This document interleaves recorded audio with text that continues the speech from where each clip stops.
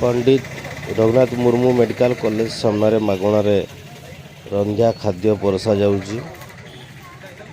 प्रत्येक मंगलवार संध्या 7 घटिका समय एठारे देयमुक्त रंधा खाद्य बंटन करा जाए।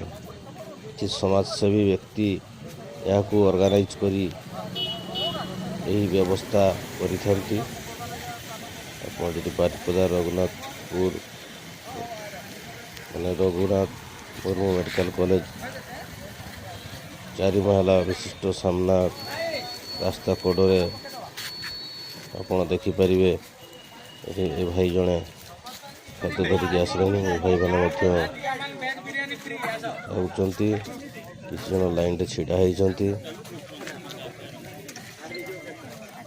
तेणु आपण जदि मंगलवार मेडिकल रे कौन कम आसी संध्या बेले यही देयमुक्त रंधा खाद्य आपण पाइपर।